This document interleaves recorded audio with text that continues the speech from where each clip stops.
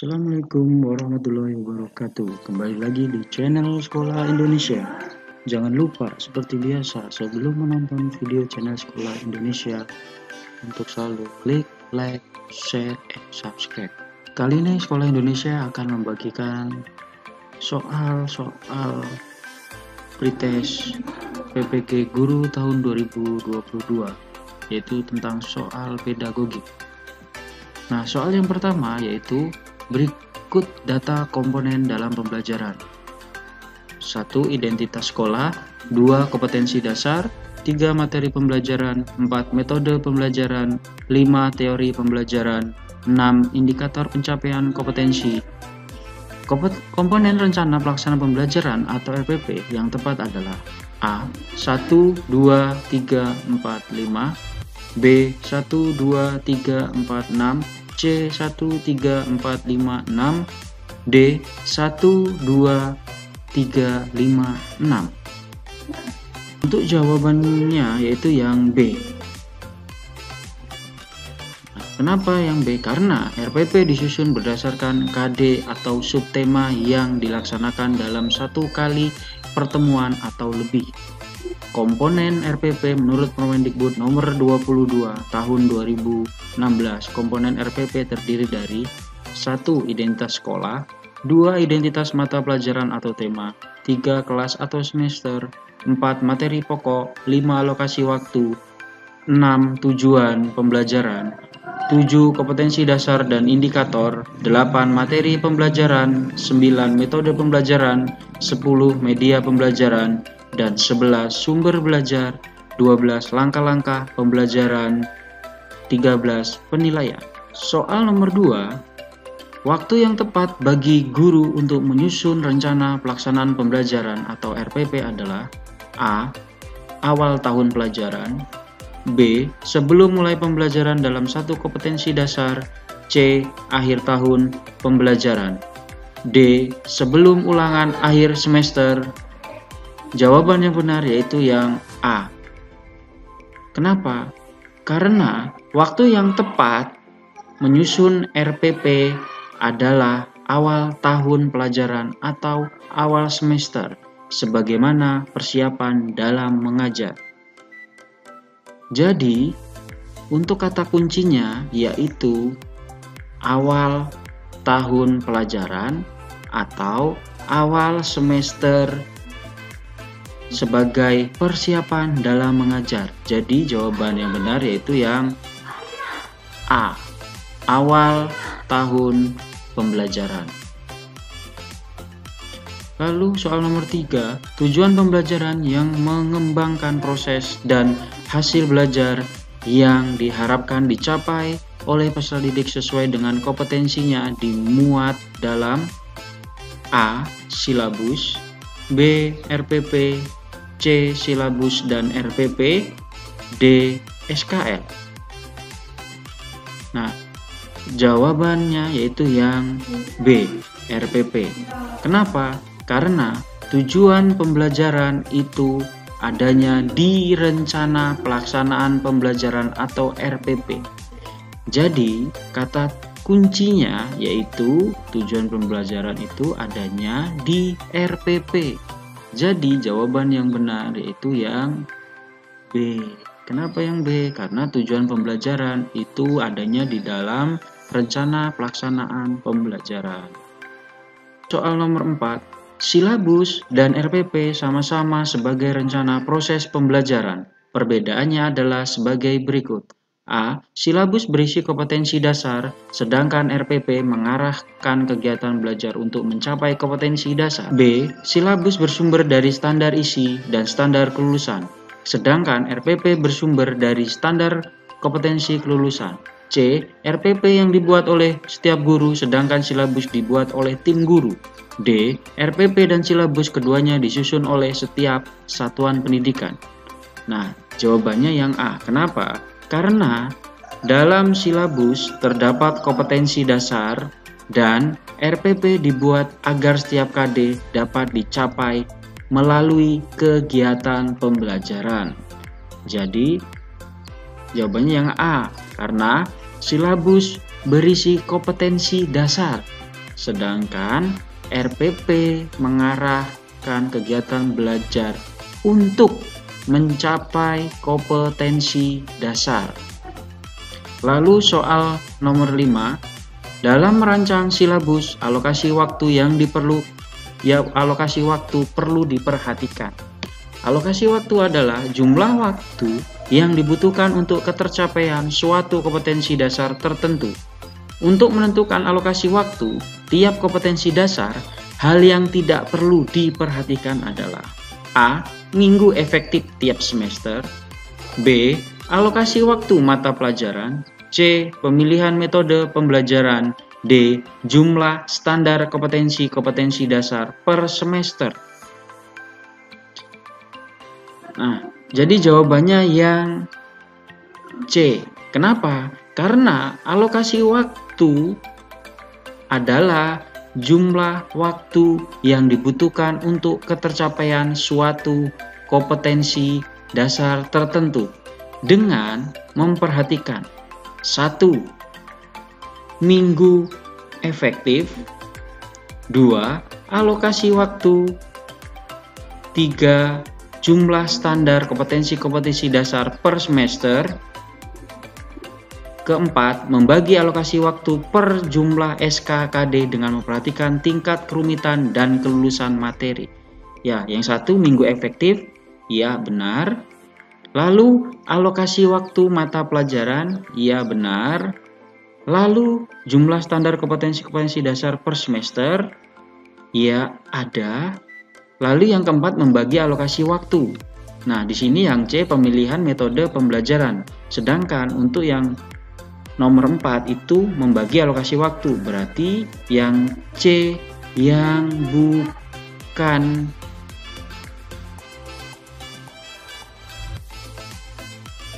yang tidak perlu diperhatikan karena yang C tidak termasuk di dalam alokasi waktu. Lalu soal nomor 6. Dilihat dari kegiatan penilaian pembelajaran dapat merujuk pada dua macam acuan, yakni penilaian acuan norma atau norm reference test dan penilaian acuan kriteria atau patokan criterion reference test. Pernyataan yang tepat mengenai penilaian tersebut di bawah ini adalah A. Pada penilaian acuan norma, hasil penilaian peserta didik baik formatif maupun sumatif tidak dibandingkan dengan hasil peserta didik lainnya, namun dibandingkan dengan penguasaan kompetensi yang diputuskan, yaitu dengan kriteria ketuntasan minimal atau KKM. B. Tujuan penilaian acuan patokan adalah untuk mengukur secara pasti tujuan atau kompetensi yang ditetapkan sebagai kriteria keberhasilannya. Pada penilaian acuan norma, kualitas peserta tes sangat tergantung kepada atau sangat ditentukan oleh kompetensi dasar yang ditetapkan guru. D. Penilaian acuan norma disebut juga dengan penilaian beracuan kompetensi dalam penentuan nilai menggunakan standar relatif. Jawaban yang benar yaitu yang B. Kenapa? Karena dilihat dari kegiatan penilaian pembelajaran dapat merujuk pada dua macam acuan, yakni penilaian acuan norma atau norm reference test dan penilaian acuan kriteria patokan atau criterion reference test. Artinya setelah memperoleh skor mentah dari setiap peserta didik. Lalu selanjutnya soal nomor 7. Salah satu prinsip dalam menyusun rencana pelaksanaan pembelajaran atau RPP adalah A. Materi atau bahan ajar berbasis kompetensi, B. Memperhatikan perbedaan peserta didik, C. RPP bersumber dari silabus, D. Alokasi waktu sesuai dengan jadwal pada setiap satuan pendidikan. Jawaban yang benar yaitu yang B. Kenapa? Mari kita bahas. Prinsip-prinsip RPP yaitu memperhatikan perbedaan individu peserta didik. Nah, kata kuncinya memperhatikan perbedaan individu peserta didik. Berpusat pada peserta didik, berbasis konteks. Coba kita lihat. Memperhatikan perbedaan individu peserta didik Ada. Lalu berpusat pada peserta didik? Tidak ada. Berbasis konteks? Tidak ada.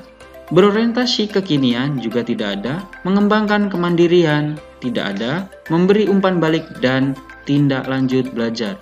Jadi yang A tidak termasuk dalam prinsip-prinsip RPP.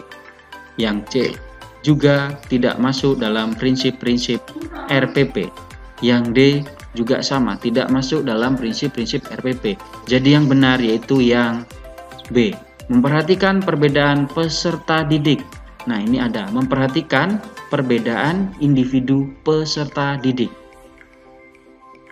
Lalu selanjutnya soal nomor 8. Penilaian yang dilakukan pada setiap akhir satu satuan waktu yang di dalamnya terdapat lebih dari satu pokok bahasan dan dimaksudkan untuk mengetahui sejauh mana peserta didik telah dapat berpindah dari satu unit ke unit berikutnya disebut dengan A. Penilaian formatif, B. Penilaian sumatif, C. Penilaian diagnostik, D. Penilaian autentik. Jawaban yang benar yaitu yang B. Kenapa? Ya, mari kita simak bersama. Penilaian formatif adalah penilaian hasil belajar yang bertujuan mengetahui sudah sejauh mana peserta didik telah terbentuk sesuai dengan pengajaran yang telah ditentukan. Setelah mereka mengikuti proses pembelajaran dalam jangka waktu tertentu, biasanya dalam satu pokok bahasan. Berarti yang penilaian formatif itu salah. Karena di sini yang ditanyakan penilaian yang dilakukan pada setiap satuan pendidikan di dalamnya terdapat lebih dari satu pokok bahasan. Lalu kita cek yang pengertian penilaian sumatif. Penilaian sumatif adalah penilaian yang dilakukan pada setiap akhir satu satuan waktu yang di dalamnya terdapat lebih dari satu pokok bahasan dan dimaksudkan untuk mengetahui sejauh mana peserta didik telah dapat berpindah dari satu unit ke unit berikutnya. Berarti yang sumatif yang benar, karena penilaian yang dilakukan pada setiap akhir satu satuan waktu yang di dalamnya terdapat lebih dari satu pokok bahasan dan dimaksudkan untuk mengetahui sejauh mana peserta didik telah dapat berpindah dari satu unit ke unit berikutnya disebut dengan penilaian sumatif. Mari kita cek yang C. Yang C yaitu penilaian diagnostik. Penilaian diagnostik adalah penilaian yang bertujuan untuk mengetahui kelemahan-kelemahan siswa serta faktor-faktor penyebabnya. Berarti ini juga salah. Lalu yang D juga salah. Jadi yang benar yaitu jawabannya yang B. Lalu selanjutnya soal nomor 9. Berikut tahapan dalam penilaian. 1. Menentukan materi pengajaran. 2. Menyusun soal ujian. 3. Membentuk jadwal penyusunan ujian. 4. Mengaitkan komponen-komponen materi pengajaran. 5. Menyiapkan langkah-langkah tindak lanjut. 6. Mengidentifikasi kompetensi dasar yang belum tercapai ketuntasannya. 7. Menentukan aspek dan tahapan penguasaan. Prosedur yang dilakukan untuk memastikan bahwa penilaian formatif berjalan efektif adalah A. 1, 4, 3, 6, 2 B. 3, 1, 7, 4, 6 C. 1, 7, 4, 2, 5 D. 6, 1, 5, 3, 2. Jawabannya yaitu yang C. Mari kita cek. Karena prosedur yang dilakukan untuk memastikan bahwa penilaian formatif berjalan efektif. 1. Menentukan materi pengajaran. Kita cek. Menentukan materi pengajaran. Ya. 2. Menyusun soal ujian. Benar. Lalu mengaitkan komponen-komponen materi pengajaran. Mengaitkan komponen-komponen materi pengajaran. 4. Benar. Menyiapkan langkah-langkah tindak lanjut. Menyiapkan langkah-langkah tindak lanjut, benar. Lalu, menentukan aspek dan tahapan penguasaan. Mengidentifikasi tidak, menentukan aspek dan tahapan penguasaan. Jadi, prosedur yang dilakukan untuk memastikan bahwa penilaian formatif berjalan efektif itu ada 5. Nah, sesuai yang di soal nomor 9 yaitu yang benar nomor 1, 2, 4, 5, 7. Kita cari yang C. Kita cari yang A. 1 benar, 4 benar, 3 salah, 6 salah, 2 benar. Berarti ini jawabannya salah. Lalu yang B, 3 tidak, 1 benar, 7 benar, 4 benar, 6 salah. Berarti yang B juga salah. Kita cek yang C. 1 benar, 7 benar, 4 benar, 2 benar, 5 benar. Berarti yang C betul. Yang D kita cek juga.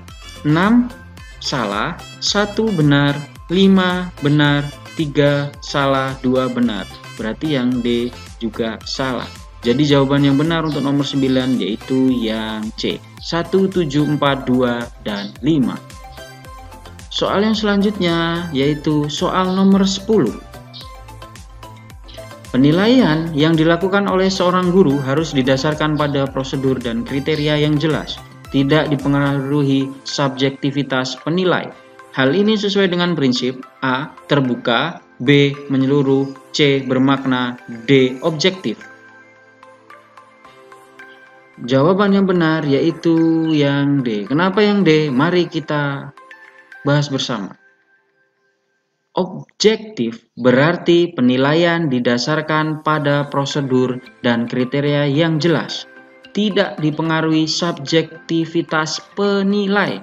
Kita lihat kata kuncinya, tidak dipengaruhi subjektivitas penilai. Jadi tidak dipengaruhi subjektivitas penilai.